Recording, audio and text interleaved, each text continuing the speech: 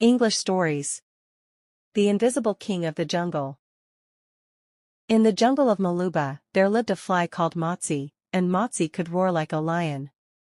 He discovered his special ability while still very young, and as he grew up he traveled to the farthest reaches of Maluba, where no one would know him. As soon as he arrived he would let rip with his petrifying roar, moving here and there, frightening everyone. He would always use the same method, hiding behind bushes, and letting out a threatening roar, then he would quickly fly behind his victim and roar once again. Expecting to see a terrifying lion, no one noticed the little fly, who repeated his tricks time and again while making fun of his victims, saying, "You'll never see me. I am Leon, the fastest and strongest creature in the jungle.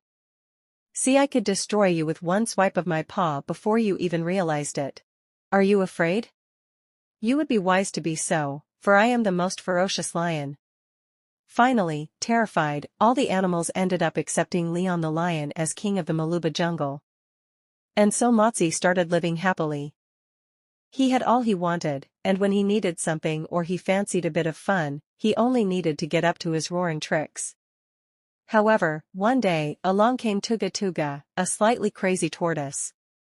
They said he had spent years working in a circus with the human beings, a process that had sent him just a bit crackers.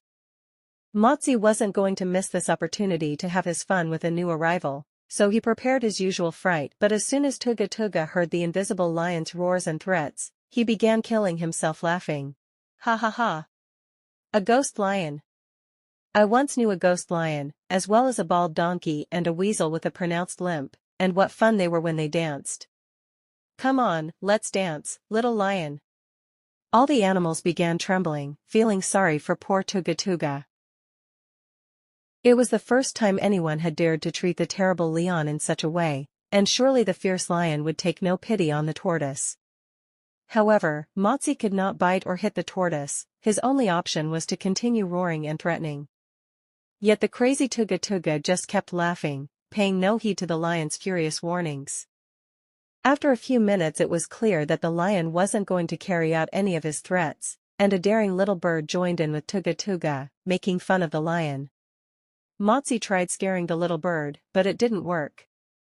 Gradually, the other animals began to join in. Finally, all the animals were laughing at the invisible Leon, calling him things like, the lion that barks but doesn't bite, the king with no subjects, or the phantom lion king, the one that does nothing, and thus ended Motsi's golden days of happiness, the fly that roared, that threatened, that lied so much so that when the time came to keep his word, there was no way he could. The moral of the Invisible King of the Jungle is that true leadership and worth aren't determined by outward appearances or position, but by inner qualities and actions, emphasizing the importance of kindness and service.